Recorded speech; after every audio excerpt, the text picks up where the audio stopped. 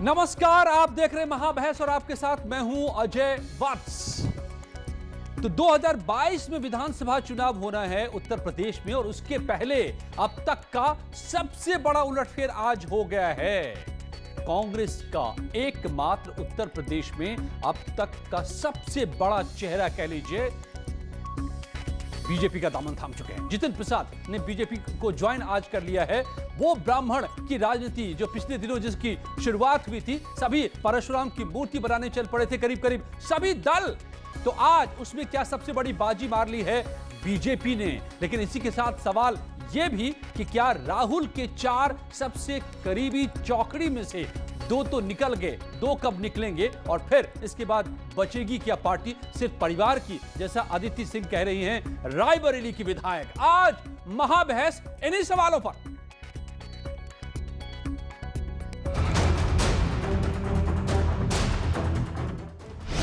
राहुल के सलाहकार, बीजेपी के सिपहसालार। सवाल ये नहीं है आज कि मैं किस दल को छोड़ के आ रहा हूं, मगर सवाल यह है कि किस दल में जा रहा हूं और क्यों जा रहा हूं। समस्त भारतीय जनता पार्टी नेतृत्व का मैं धन्यवाद अर्पित करता हूं कि उन्होंने आज इस भारतीय जनता पार्टी परिवार में मुझे सदस्यता और सम्मान दिया है। जितिन ने क्यों छोड़ा हाथ का साथ? उत्तर प्रदेश की राजनीति में जिनका बहुत बड़ी भूमिका आगे मैं देख पा रहा हूं, ऐसे श्री जितिन प्रसाद जी हम सबको आज हमारी पार्टी के साथ, प्रधानमंत्री नरेंद्र मोदी जी के नेतृत्व के साथ, श्री जेपी नड्डा जी की अध्यक्षता में भारतीय जनता पार्टी में जोड़ रहे हैं। ब्राह्मणों के हाथ यूपी की सत्ता की चाबी। उनको नेता बनाया, उनके परिवार के लोगों को नेता बनाया। उनकी पहचान क्या थी?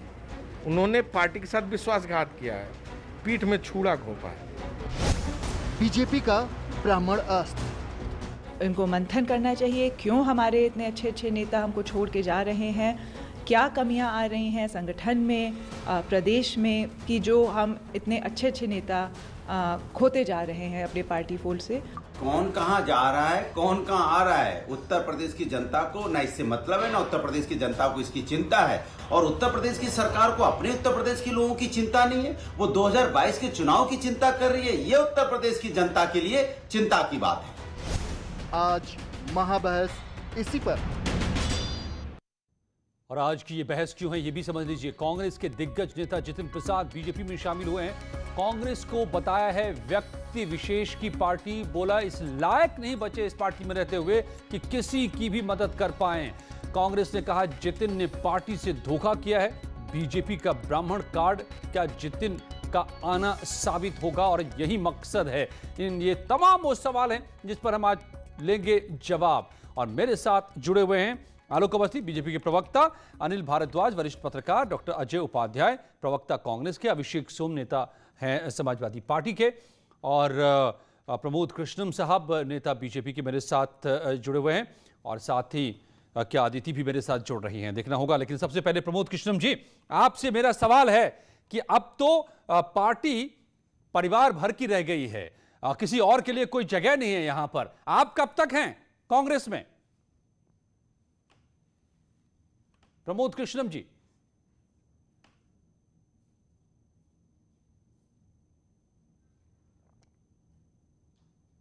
ओके, मुझे लगता है कि आपसे संपर्क दोबारा साधा जाए। उससे पहले डॉक्टर अजय उपाध्याय से यह प्रश्न मैं ले लेता हूं। डॉक्टर अजय उपाध्याय जी, अजय जी आप अगर सुन पा रहे हो तो अब कांग्रेस में सबसे जो करीबी लोग, राहुल की चौकड़ी जो कही जाती थी, दूसरे चले गए, आज 2 नाराज बैठे हैं। तो कांग्रेस कहां है अब, और खासतौर से यूपी में? देखिए, करीबी की आप बात कर रहे हैं। जो व्यक्ति करीबी होता है वो हर क्षण हर समय आपके साथ होता है। करीबी नहीं, कहीं ना कहीं एक तरह की गद्दारी है, लेकिन मैं इस पर भी नहीं जाऊंगा। हमारी शुभकामना है जितिन भाई के लिए। वो जहां भी गए हैं ईश्वर उनको बरकत दे, और भाजपा उसी तरह उनका ये गद्दार क्यों हो गया अचानक? महाराज सिंधिया जी का उपयोग 3 पीढ़ी से साथ रहने के बाद आज अचानक गद्दार क्यों हो गए? ये नौबत क्यों आ गई? मैं गद्दार नहीं कह रहा हूँ, मैं गद्दार नहीं कह रहा हूँ। आपने जो बात कही है कि करीबी, तो करीबी आप कह रहे हैं कि ये गद्दारी है पार्टी को छोड़ना, ये मैं इनके लिए नहीं कह रहा हूँ। ओके, प्रमोद कृष्णन साहब जुड़ गए हैं। अजय जी, मैं आपके पास दोबारा आऊंगा डिबेट के साथ, डिबेट में मैं आपको जोड़ूंगा, आप बने रहिए मेरे साथ। प्रमोद कृष्णन जी से कुछ सवाल ले लेता हूं। प्रमोद कृष्णन जी, जैसा कि आप ही के कांग्रेस, प्रमोद जी आप सुन रहे हैं क्या मुझे? प्रमोद कृष्णन जी, मुझे इंतजार है आपके जुड़ने का, ताकि बड़े अहम सवाल हैं आज प्रदेश के सामने। बड़ा उलटफेर है ये, सूबे में इलेक्शन होने वाला है। कांग्रेस चाहती है कि जमीन थोड़ी सी वापस मिले, बीजेपी ने करीब करीब बेदखल कर दिया है प्रदेश से, अध्यक्ष रखते राहुल गांधी को बेदखल कर दिया, अब उनके साथियों को एक एक करके कांग्रेस से बेदखल कर रही है। तो इसलिए बड़े सवाल बन गए हैं। प्रमोद कृष्णन जी, आप सुन पा रहे हैं? जी मैं सुन रहा हूं। Okay, welcome Pramod ji. आपका सवाल पहला मेरा यही है प्रमोद जी, कि पार्टी सिर्फ परिवार की रह गई है, इसलिए और किसी की इसमें जगह नहीं। आप कब तक हैं कांग्रेस में? देखिए, मैं कब तक हूं ये तो वक्त बताएगा, और मैं उन लोगों में नहीं हूं जो विचारधारा से समझौता करते हों। लेकिन अब सवाल मेरा नहीं है, सवाल है जितिन प्रसाद जी गए हैं, हमारे परिवार से एक व्यक्ति गया है, हमें तकलीफ है। मेरे उनके बड़े उन्हीं के जाने पर यह आप ही के विधायक की प्रतिक्रिया है। लेकिन सवाल, वो भी रायबरेली सदर की विधायक की प्रतिक्रिया है। अब क्या प्रतिक्रिया है? नहीं, अदिति सिंह जी ने यही कहा है कि दरअसल कांग्रेस अब सिर्फ परिवार की पार्टी रह गई है, इसीलिए सभी छोड़ के जा रहे हैं जिन्होंने हमेशा साथ दिया। देखिए ये अलग बात है कि कांग्रेस एक संकट के दौर से गुजर रही है, और पार्टी एक परिवार के रूप में होती है। जब परिवार पे संकट होता है तो परिवार के सदस्यों का दायित्व होता है, फर्ज होता है, कर्तव्य होता है कि परिवार को मजबूत करें। लेकिन इत्तेफाक ये है कि परिवार के जो सदस्य हैं वो छोड़ के भाग गए। तो ये मुझे लगता है कि मैं इसका समर्थन नहीं करता। जहाँ तक सवाल है कि वो गए क्यों हैं, तो मुझे लगता है कि एक सवाल जितिन प्रसाद जी के सामने उठेगा, जिसका जवाब जितिन प्रसाद जी को देना पड़ेगा। पिछले कई सालों से वो उत्तर प्रदेश सरकार की आलोचना कर रहे थे और कहते थे खुद कि उत्तर प्रदेश की सरकार जो है वो ब्राह्मण विरोधी सरकार है, ब्राह्मणों के बच्चों के फेक एनकाउंटर हो रहे हैं, ब्राह्मणों पर अत्याचार हो रहा है। उसके लिए उन्होंने ब्राह्मण चेतना परिषद का गठन किया था, हमारे साथ मिलकर काम कर रहे थे। तो क्या कल तक ये कहने वाले कि ये सरकार ब्राह्मण विरोधी है, जब वो जनता में जाएंगे, ब्राह्मणों में जाएंगे, तो वो क्या कहेंगे कि ये मैंने कल गलत कहा था? तो इन सवालों के जवाब जितिन प्रसाद जी को देने हैं, मुझे नहीं देने। जितिन जी ने मेरे ख्याल से आज दिया है जवाब उन्होंने, और उन्होंने ये कहा है कि मैं किसी की मदद नहीं कर पा रहा था कांग्रेस में रहते हुए, इस लायक नहीं बच गया था इस पार्टी में रहते हुए। लेकिन सवाल ये है कि अदिति जी कह रही हैं कि ये पार्टी सिर्फ परिवार की रह गई ना, तो इसीलिए तो आचार्य प्रमोद कृष्णन जी, जब परिवार की पार्टी रह जाएगी तो फिर बाकियों की कैसे मदद कर पाएगी, और फिर पार्टी की मदद कोई कैसे कर पाएगा जब पार्टी सिर्फ परिवार में सिमट जाएगी? तो मैं तो अदिति सिंह को भी अपने परिवार की बच्ची मानता हूं, और ये कांग्रेस का जो परिवार है ये भी अदिति सिंह के परिवार का बहुत नज़दीकी रहा है। सवाल ये है कि जाना आना तो चलता रहता है, लेकिन सिद्धांतों से समझौता करना, विचारधारा को बेच देना, विचारधारा के खिलाफ जाना, ये ठीक नहीं है। जितिन प्रसाद जी को सब कुछ कांग्रेस ने दिया, कम उम्र में उनको सांसद का टिकट दिया, दोबारा सांसद बने, फिर मिनिस्टर बने। तो आज पार्टी अगर संकट में थी, थोड़ा सा संकट का, तो अंदर पार्टी के अंदर वो आवाज़ उठाते। परिवार को छोड़ के, पार्टी को छोड़ के जाने से मुझे लगता नहीं कि ज़्यादा कोई उनको लाभ होगा। लेकिन हाँ, बीजेपी ने ये जो कार्ड खेला है वो इसलिए खेला है कि वो जानती थी बीजेपी कि भाजपा के खिलाफ ब्राह्मणों का एक आक्रोश है, उसको डैमेज कंट्रोल के रूप में जितिन प्रसाद को लेने का काम किया है। तो क्या फायदा होगा ये वक्त बताएगा। ये बीजेपी का कसूर है या फिर ये कांग्रेस का कसूर है कि कांग्रेस नहीं रख पाई जितिन प्रसाद को अपने साथ? अदिति सिंह भी मेरे साथ जुड़ी हुई है, रायबरेली सदर की विधायक हैं, जहां से एकमात्र सांसद आपकी पार्टी की सर्वोच्च नेता सिर्फ बची हुई है यूपी में। अदिति, तो क्या ये बीजेपी का कसूर है कि जितिन प्रसाद चले गए, या फिर कांग्रेस में कुछ गड़बड़ी है?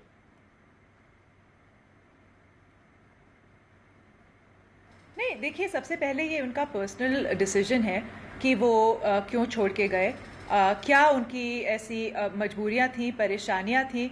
पर हाँ, जाहिर सी बात है, अगर आप ट्रेंड देखें तो पिछले कुछ सालों में रीटा बहुगुणा जोशी, अनु टंडन जी, जितिन प्रसाद जी, अगर हम बस उत्तर प्रदेश की बात करें, बहुत से ऐसे सीनियर लीडर्स हैं जो छोड़ के गए हैं, अन्य बहुत से कार्यकर्ता हैं और आप कह सकते हैं जो जूनियर लीडर्स हैं जो भी छोड़ के गए हैं, शायद जिनका नाम उतना चर्चा में नहीं रहता है, पर ऐसे अनेक लोग हैं जो छोड़ के गए हैं या जो असंतुष्ट हैं और जिन्होंने अपनी असंतुष्टि जाहिर भी करी है।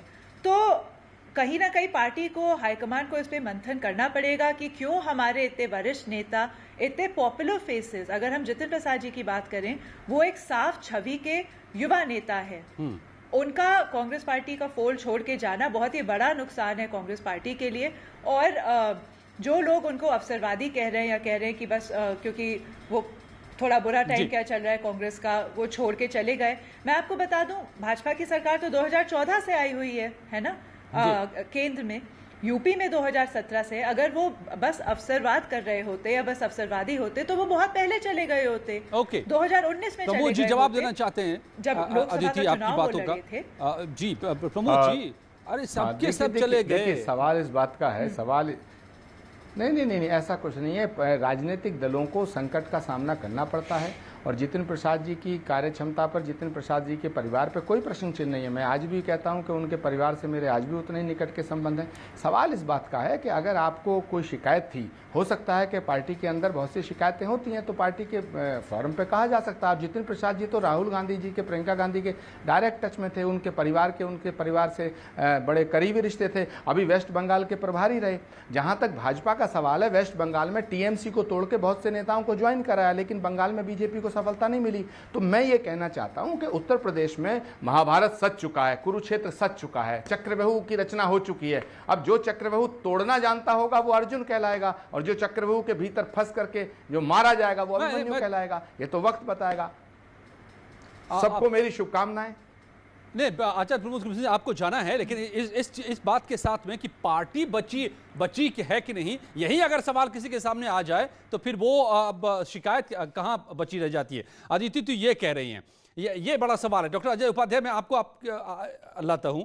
अदिति का जो बड़ा सवाल ये है कि जब पार्टी बचेगी तब तो उसका साथ कोई दे रहा है, जब पार्टी ही नहीं है, जब परिवार में सिमट गई है पार्टी, तो किसके साथ कौन रहे? दिक्कत तो यहां है। डॉक्टर अजय उपाध्याय जी, प्रवक्ता कांग्रेस।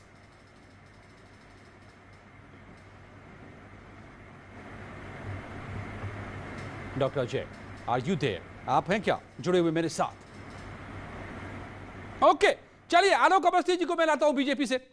आलोक अवस्थी जी, तो ये बात कह रहे हैं प्रमोद कृष्णम और कांग्रेस कह रही है, बल्कि एक मैंने कांग्रेस के प्रवक्ता को यह भी कहते हुए सुना कि यह पॉलिटिकल हाईजैकिंग है, आप लोगों ने हाईजैक कर लिया है जितिन प्रसाद को, ऐसा क्या? अजय जी, जब जिस नाव में छेद हो जाता है तो उसमें जो है जो लोग बैठे होते हैं वो मंडला की तरफ देखते हैं, लेकिन अभी जो कांग्रेस जैसी नाव है उसका मंडला कहाँ है ये गायब है, क्योंकि राहुल और प्रियंका का नेतृत्व फेल हो चुका है। ये पिछले लोकसभा चुनावों में भी उत्तर प्रदेश में लोग देख चुके हैं और देश के आम चुनावों में भी लोग देख चुके हैं। तो कारण यह है कि जो छत्रप हैं, जो 3-3 पीढ़ी से, जिनकी 2-2 पीढ़ियां कांग्रेस में बीत चुकी थी, आज वो जा रहे हैं, खाली इस वजह से जा रहे हैं क्योंकि उनका नेतृत्व से भरोसा उठ चुका है अपने।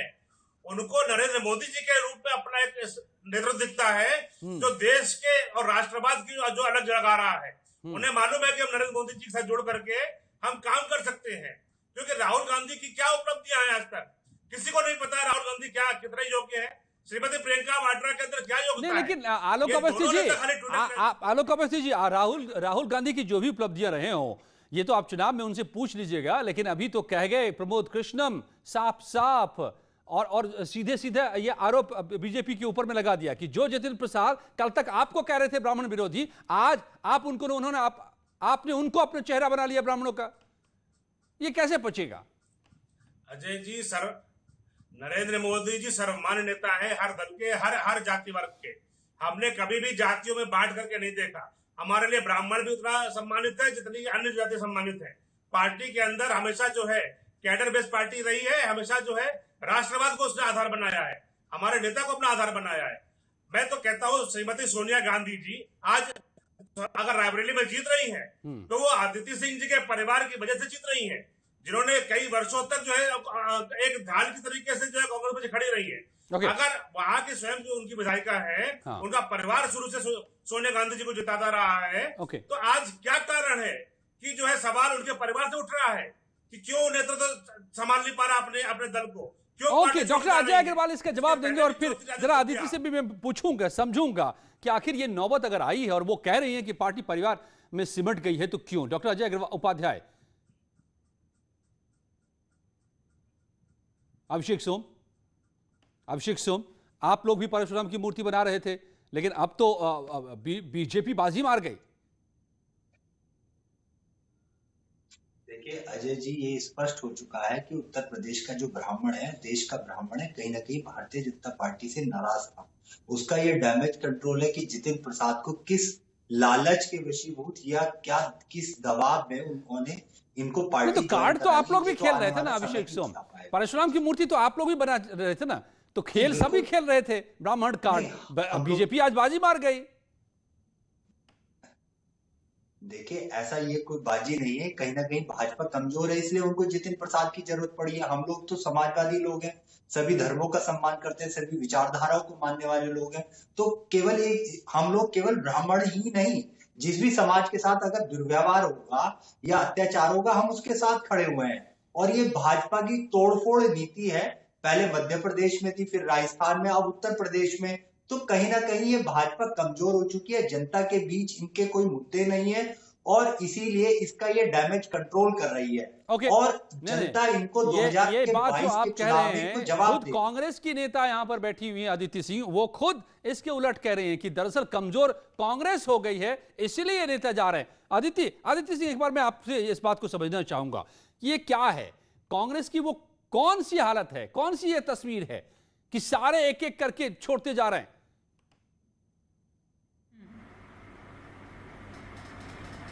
जब नेताओं की सुनवाई नहीं होगी, और हम कहते हैं अगर सुनवाई हो भी और उस पर कोई एक्शन नहीं लिया जाएगा, उस पर कोई कार्रवाई नहीं होगी, उनको संतुष्ट नहीं किया जाएगा, तो क्या करें ये नेता? इनके पास, इनको भी अपने पूरे क्षेत्र को संभालना है, क्षेत्र को देखना है, लोगों की आकांक्षाएं अपेक्षाएं जुड़ी हुई हैं अपने नेता के साथ, और जब उनकी सुनवाई नहीं होगी या एड्रेसल नहीं होगा उनकी समस्याओं का, तो क्या करें? कहाँ जाएं? किससे बात करें? तो क्या कहाँ नहीं सुनवाई हो रही है? क्या आलाकमान नहीं सुनवाई कर रहा है? क्या राहुल प्रियंका नहीं सुन रहे हैं अपने नेताओं की? देखिए, आला कमान सुनवाई कर रहा हो ना कर रहा हो, हम बस इतना बता सकते हैं कि सुनवाई करने के बावजूद भी अगर कुछ नहीं बदल रहा है, अगर कोई हालात नहीं बदल रहे हैं, तो जाहिर सी बात है कि कहीं ना कहीं इनकॉम्पिटेंस है, या जो बात नेता अपनी रख भी रहे हैं उस पर एक्शन नहीं लिया जा रहा है ना। तो सुनवाई के बावजूद अगर कोई भी बदलाव नहीं है, कोई भी उस सुनवाई का असर नहीं दिख रहा है या चेंजेस नहीं दिख रहे हैं बेस्ड ऑन दैट सुनवाई, तो जाहिर सी बात है कि डिसहार्टन हो जाएंगे नेता, है ना। तो ऑब्वियसली वो कोई ना कोई स्टेप लेंगे। ये सब चुनिंदा हैं, जनता के चुनिंदा हैं, जनता के चुनाव जीत के आए हैं, बहुत बार जीत के आए हैं, इनके परिवार जीत के आए हैं, और जब इन्हीं लोगों की सुनवाई इनके अपने क्षेत्र में नहीं होगी, तो किस तरीके से ये लोग अपने जनता को संतुष्ट कर पाएंगे? आदिति, इससे पहले हम देख चुके हैं कि ज्योतिरादित्य सिंधिया ने पार्टी को छोड़ दिया, अब जो 4 करीबी थे आज जितिन प्रसाद ने छोड़ दिया। हम देख रहे हैं कि सचिन वहां नाराज बैठे हुए हैं राजस्थान में, महाराष्ट्र में मिलिंद नाराज बैठे हुए हैं, सबसे करीबी ये लोग माने जाते रहे हैं। तो आप भी नाराज नजर आ रही हैं, आपका क्या फैसला होगा? आपको क्या भविष्य नजर आता है कांग्रेस में?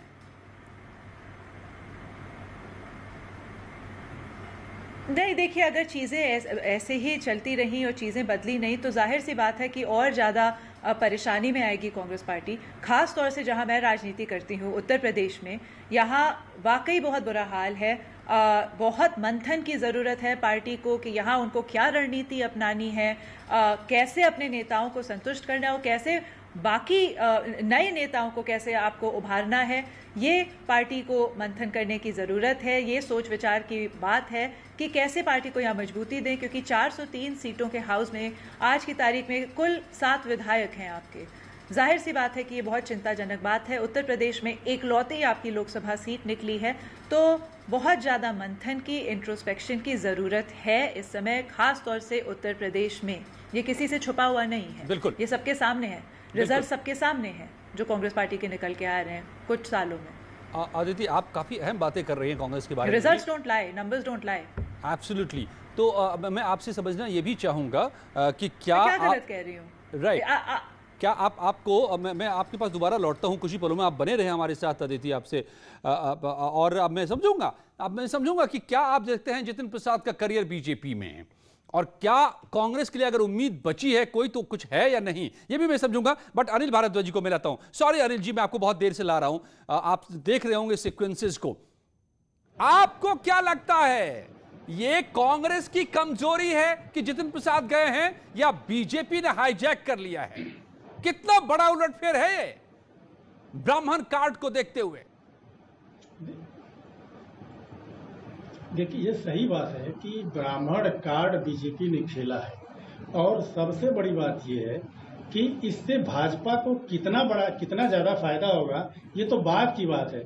सबसे ज्यादा महत्वपूर्ण बात है कि कांग्रेस को नुकसान हो गया। एक ऐसा नैरेटिव जो भाजपा ने गढ़ा है कि ब्राह्मण जो नाराज थे वो फिर वापस आएंगे, ये मैसेज जो जाता है, तो मैसेज जो खेलने का काम है, और सियासत में मैसेज ही चलता है, तो निश्चित रूप से ये मान के चलिए कि कांग्रेस को पूरी तरीके से नुकसान होगा। जो जातिवादी सियासत आगे भी होने जा रही है, जो ब्राह्मण कार्ड और तमाम जात के कार्ड जो खेलने की कोशिश की जा रही है, उसमें भाजपा ने निश्चित रूप से पहल की है और बढ़त हासिल की है। ये अलग बात है कि सरकार हो चाहे संगठन हो, ये नाराजगी बढ़ रही है, लेकिन इस नाराजगी को पाटने का भी प्रयास है। और सबसे बड़ी बात यह है कि भाजपा को ये जो नैरेटिव है कि ब्राह्मण नाराज हैं, उस पर थोड़ा सा मरहम लगाने की कोशिश है। ओंकार नाथ सिंह जी, तो देखिए, एक तीर से आज बीजेपी ने कई निशाने साध दिए। स्वागत करते हुए आपसे ये सवाल है, आप अभी जुड़े हैं मेरे साथ, कई निशाने साध दिए।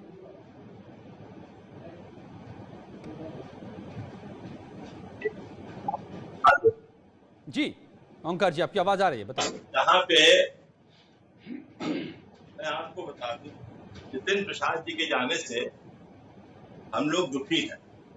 हम लोग तो क्या मतलब, मैं दुखी हूँ, क्योंकि उनके परिवार से मेरे बहुत ही घनिष्ठ संबंध थे। उनके पिताजी से बहुत संबंध अच्छे थे, उनके माता के संबंध होते थे, उनसे भी बहुत अच्छे संबंध है, बड़ा सम्मान करते हैं। यही तो सवाल है, इतना अच्छा संबंध, इतने बड़े पद, तीन पुश्तों से पार्टी के साथ परिवार, और उनको भी छोड़ना पड़ गया, उनको भी नहीं रख पाया। सुन तो लीजिए, तकलीफ इस बात की है कि वो छोड़ देते और कहीं न जाते। जैसे शरद पवार जी ने अपनी पार्टी बना ली, ममता जी ने अपनी पार्टी बना ली, तो समझ में आता कि वो वाकई में विचारधारा से समझौता नहीं किया। उन्होंने तो विचारधारा से ही समझौता किया, और जो व्यक्ति विचारधारा से समझौता करता है वो राजनीति नहीं करता, वो राजनीति में अवसर तलाशता है कि हमको एक प्रकार सत्ता के माध्यम करीब पहुंचना है। उन्होंने अपने ज्वाइनिंग में कहा कि हम राजनीति करने आए हैं, अगर हमारे लोगों को काम नहीं होगा तो हम क्या करें। तो अगर राजनीति करने आए हैं और काम नहीं होगा, तो लोकतंत्र का तो ये तकाजा है कि विपक्ष का भी काम होता है और सत्ता पक्ष का भी काम होता है। अगर विपक्ष इस तरह से हताश होता तो राम मनोहर लोहिया आज न जाने जाते, मधुर लिमय न जाने जाते, अटल बिहारी वाजपेयी जी न जाने जाते, लाल कृष्ण ओंकार जी, उन्होंने ये भी आज जितिन प्रसाद ने ये भी कह दिया कि एक ही पार्टी है जो राष्ट्रीय पार्टी है, और उसी की विचारधारा आज के दिन है जो काम की है, जो देश को मजबूती दे रहा है। मैं उसी कह रहा हूँ। उन्होंने कहा कि एक ही पार्टी है जो राष्ट्रीय पार्टी है भाजपा, और बाकी सब व्यक्ति विशेष की पार्टी। तो अगर ये व्यक्ति विशेष की पार्टी ये कह रहे हैं, अगर ये व्यक्ति विशेष के लड़के न होते तो आप बताइए क्या व्यक्ति विशेष ये आज एमपी हो गए होते? आदित्य इसका जवाब आज दे रही हैं, और जो आप ओंकार जी, ये बड़ी अजीब सी, आदित्य खुद आपकी पार्टी के विधायक हैं और वो बता रहे हैं अंदरूनी हालातों को कि क्या है। आदित्य सिंह, हमारी पार्टी के वो विधायक हैं, हाँ। लेकिन अब एक नियम के क्या मतलब, खाली एक प्रैक्टिकली वो हमारी पार्टी के विधायक रह गई है, वो हमारी पार्टी में है ही नहीं। जब नेता तो आप निकाल क्यों नहीं देते? आप निकाल क्यों नहीं देते? ऐसा नहीं है, ऐसा है तो वो हाईकमान देखेगी। ओंकार जी, मैं आदित्य को ही लाता हूं। आदित्य, आप कांग्रेस की पार्टी के विधायक हैं कि नहीं भाई? अब ये सवाल खड़ा हो रहा है यहां पर। और क्या जितिन प्रसाद ने सिद्धांतों से समझौता किया है? आदित्य। नहीं, ओंकार जी कह रहे कि अगर मैं कांग्रेस की पार्टी की विधायक ना होती तो जी। ओंकार जी मेरे बहुत सीनियर हैं, मैं उनकी बहुत रिस्पेक्ट करती हूँ पर्सनल लेवल पे भी। मैं एक बात बता दूं, एकलौती सीट लोकसभा चुनाव में एकलौती सीट जिता के भेजी है हमने रायबरेली से। तो मुझे अपना विधायक मुझे नकारने से पहले एक बार इस चीज़ को ज़रूर याद रखें कि एकलौती आपकी लोकसभा की सीट मैंने भेजी है जिता के अपने रायबरेली से। सबसे हाई मार्जिन से अपनी विधानसभा में से मैंने माननीय सोनिया गांधी जी को जिता के भेजा है। तो मुझे नकारने से पहले इस चीज़ का ज़रूर एक बार सोचें कि जो रिजल्ट्स हैं वो क्या हैं, क्या रहे हैं, आपके सामने हैं। और मे बी इसी से आपको अपना जवाब मिल जाएगा कि क्यों आपके नेता असंतुष्ट हैं। ओके। मैं आपको नकार नहीं रहा। देखिए, मैं आदित्य जी को नकार नहीं रहा और नकारने का कोई प्रश्न नहीं है। मैं बात ये कर रहा हूँ कि चूंकि जो मैसेज दिया है, देखिए आप कांग्रेस में दिनेश सिंह जी हैं, उन्होंने भी अपने को कह दिया है कि हम क्या कहते हैं पार्टी छोड़ दी और चुनाव लड़े हैं। अभी कहते हैं कांग्रेस के ही मेंबर है, तो हमारे नेता के खिलाफ चुनाव लड़े, लेकिन कहते हैं कांग्रेस के मेंबर है, तो अलग, उसका कोई मतलब नहीं। लेकिन चीज ये है कि जो जितिन प्रसाद ने किया है वो उनको नहीं करना चाहिए। अगर नहीं, आप ओंकार जी ये क्यों नहीं मान रहे हैं? ओंकार जी देखिए, आप दूसरों पर ब्लेम शिफ्ट करके अपने आप को बचाने की आपको एक ऐसी कोशिश कर रहे हैं जो पता नहीं कितनी कामयाब है। मुझे शक है, क्योंकि आपके देखिए नजर ऐसा कि क्या तस्वीर क्या है। 7 विधायक हैं, 1 सांसद हैं उस उत्तर प्रदेश में जहां से आपके अध्यक्ष हार गए, उनको यहां से छोड़ना पड़ा। सोनिया जी सिर्फ बची हुई हैं, एक एक करके सारे साथी छोड़ते जा रहे हैं राहुल के। जितिन करीबी रहे, चौकड़ी कहे जाते हैं जो 4, उसमें से 2 निकल गए, बची कहां पार्टी? अदिति सिंह तो यही कह रही थी। ये बड़ा सवाल है। मैं अनिल भारद्वाज जी, मैं आपको लाना चाहूंगा एक बार इसमें कि कांग्रेस को अगर खुद उनके विधायक कह रहे हैं कि आत्ममंथन करो, तो क्या गलत कह रहे हैं?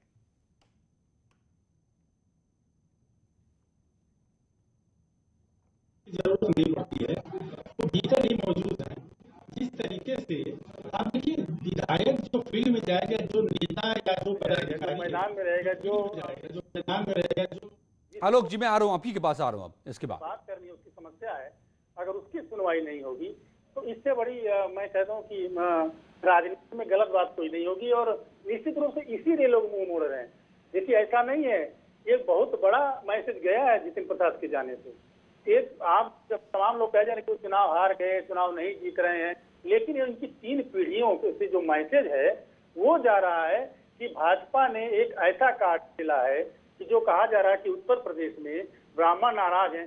सही है कि ब्राह्मण नाराज हैं, सरकार से नाराज हैं, संगठन से नाराज है, लेकिन जो सियासत उसमें जो ढकने की कोशिश की गई है और एक नया जगह देखा जाए तो एक नए एंगल से ये जो जितिन प्रसाद को लाया गया है वो निश्चित रूप से भाजपा के लिए एक मैसेज जो चला गया था कि भाजपा से नाराज हैं, वो थोड़ा सा कम होगा।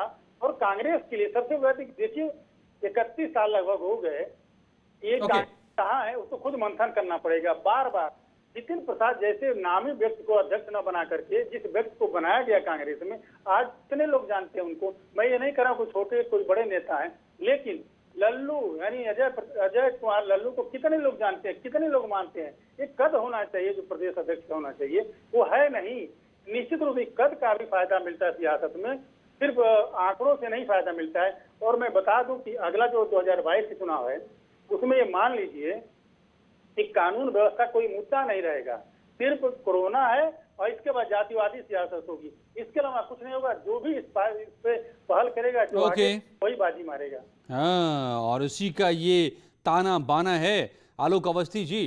तो जातिवादी सियासत का ताना बाना है जिसमें आप लोगों ने एक बड़ी बाजी मार ली है। लेकिन आपको क्यों लगता है कि सिर्फ चेहरों को ला करके एक जाति विशेष को संतुष्ट कर लेंगे, या उनके मुद्दों को सुलझाना ज्यादा जरूरी होता है? क्या इससे समाधान निकल जाता है?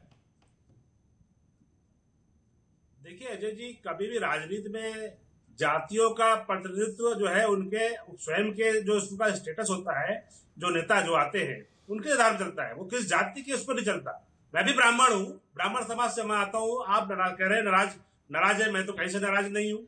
आज मेरे को करीब 35 साल हो गए पार्टी में काम तो करते क्यों हुए। जरूरत पड़ गई फिर आपको जितिन प्रसाद सीधी सी बात मेरा की? ये कहना है। नहीं, क्यों जरूरत पड़ गई ब्राह्मण चेतना की? ब्राह्मण चेतना समिति बनाकर चल रहे थे जितिन प्रसाद, आप ही को कह रहे थे ब्राह्मण विरोधी। देखिए अजय जी, राजनीति एक परसेप्शन पे चलती है।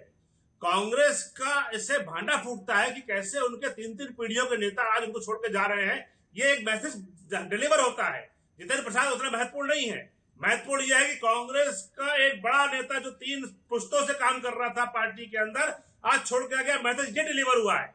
राहुल गांधी नाव छोड़ करके कूद के भाग करके बैंकॉक बैठ जाते हैं या जाके इटली बैठ जाते हैं। इसलिए नेतृत्व के ऊपर क्षमता के सवाल उठा हुआ है। आदित्य सिंह ने भी यही सवाल उठाया। इनकॉम्पिटेंट की बात उन्होंने करी है। इनकॉम्पिटेंट किसको कहा जाता है? जो फेल नेता होता है, जो अपनी सेना को लेकर चल नहीं सकता है। तो मैसेज यहाँ पे भाजपा ने ये दिया है कि राहुल गांधी और कांग्रेस का नेतृत्व फेल हो चुका है, इसलिए उनको 3-3 पीढ़ी के एक छोटा सा जवाब कांग्रेस में काम कर रहा है। ओंकार जी, आपका एक छोटा सा जवाब, फिर मैं अभिषेक को लाऊंगा, क्योंकि कांग्रेस से बड़ा नुकसान तो मुझे इस उलटफेर में समाजवादी पार्टी का नजर आता है। लेकिन एक जवाब पहले आपका, ओंकार जी।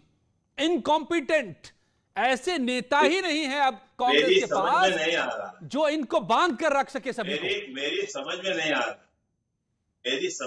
रहा। मेरे मित्र जो आलोक जी हैं, वो क्यों परेशान होते हैं कि राहुल गांधी जी इटली जाते हैं कि कहाँ जाते हैं। उनको तो खत्म होना चाहिए कि भाई देखिए, चौकड़ी उनकी खत्म हो रही है, वो खत्म हो रहे हैं, जहां जाए कुछ करे, उससे क्या मतलब है। देखिए एक बात मैं आपको बताऊं, जो आदमी पार्टी छोड़ के जा रहा है, तो आप ये समझ लीजिए कि उसका कोई विचारधारा नहीं है अगर वो किसी पार्टी में जाए, और उसकी एक ही इच्छा है कि ये केन प्रकार वो किसी तरह से हाउस में पहुंचे। जो लोग भी गए हैं उनका क्या सम्मान बीजेपी में हो रहा है, आपसे छुपाती, चाहे वो सिंधिया जी हो, चाहे वो जगदम्बिका पाल हो, चाहे वो रीता बहुगुणा जोशी हो, सब सामने। जब तक आपकी पार्टी में रहे, चाहे जैसी भी रहे, तब तक तो बहुत बढ़िया है वो। जैसे ही छोड़ दिए तो विचारधारा नहीं है हमारी। सुन नहीं समझा ना, बिल्कुल। अगर हमारी पार्टी का आदमी भाजपा में जा रहा है, भाजपा का पार्टी का आदमी कांग्रेस में आ रहा है, इसका मतलब उसकी कोई विचारधारा नहीं। विचारधारा दोनों को धुरी पे। और जिन अध्यक्ष की बात उन्होंने करी है रीता बहुगुणा जोशी की, वो पार्टी में हमारे यहाँ हमारे वरिष्ठ नेता है और वो हमारे मंत्री है कांग्रेस के अंदर। तो कांग्रेस को ये देखना चाहिए कि अपनी नाव कैसे बचाए डूबने से। मल्लाह बदल दीजिए आप अपना। आप कम से कम परिवार की पार्टी जो अगर ऊपर उठेंगे, देश को देखेंगे, तो आप जरूर आगे बढ़ पाएंगे। हमारे यहाँ हर पार्टी नेता का सम्मान है। आप क्या परिवार की पार्टी नहीं है?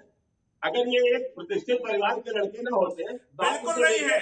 हमारे यहाँ अमित शाह जी के बाद जेपी नड्डा हुए अध्यक्ष, जेपी नड्डा के बाद कौन अध्यक्ष होगा?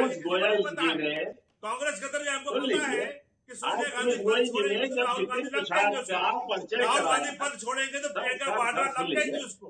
तो आपके अध्यक्ष कोई और नहीं बन सकता है। हमारे यहाँ अमित शाह जी के बाद नड्डा जी बन सकते हैं, नड्डा जी के बाद कोई और। अरे सुनिए ना, आज बड़े बहुत सारे जवाब दिए हैं ओंकार जी। आज जितिन प्रसाद ने ये भी कहा है, जितिन जी, अब ओंकार जी, जितिन प्रसाद ने यह भी कहा कि मैंने सालों तक देश भर में घूम के बड़ी रायशुमारी की है, बड़े लोगों से चर्चा की है और समझ में आया है कि कांग्रेस खत्म है, अब इससे निकलना ही बेहतर है, कुछ नहीं कर सकते यहां रह करके। बड़ी बातें कही है। अब आप जैसे ले इसको। ये नहीं कहा। ये आप सुनिए अभिषेक, हमने देश भर में जो सुन लीजिए ठीक है। अब हम आप हमसे बोलेंगे और जब आप दूसरे से लेंगे तो ये तो जाती है ना। अगर आप हमसे बोलेंगे जब आप दूसरे लेंगे तो जाती है। नहीं ठीक है, आप जल्दी से बोल लीजिए। अभिषेक काफी देर से चुपचाप सुन रहे हैं आप लोगों को, लेकिन मुझे लगता है जी। अच्छा, जो आप कह रहे हैं, देखिए जितिन प्रसाद वहां गए, उनको शुभकामनाएं। वो हमसे कोई मतलब नहीं है कि वो नहीं रहेंगे तो पार्टी बर्बाद हो जाएगी। पार्टी में किसी के जाने से पार्टी का नुकसान नहीं होता है। आज अडवाणी जी को मोदी जी ने हटा नहीं, दिया। आप अगर आपको ऐसा लगता है, पार्टी नहीं खत्म हुई। अगर आपको ऐसा लगता है कि पार्टी नहीं, बिल्कुल लगता है, लगता किसी है। के भी जाने से पार्टी का नुकसान नहीं होता है, तो ये सोच कांग्रेस को मुबारक, लेकिन कब तक? और क्या अगर यूं ही सब चले जाते रहे तो पार्टी में बचेगा कौन? या फिर जैसा अदिति कह गई कि सिर्फ परिवार में पार्टी रह गई है। तो यूपी में एक बड़ा कार्ड आज खेला गया है और ये इशारा भी है कि चुनाव का ताना बाना होने क्या जा रहा है 2022 में। धन्यवाद आप सबका फिलहाल मेरे साथ जुड़ने के लिए। जीनत के साथ इस वक्त की खबरें।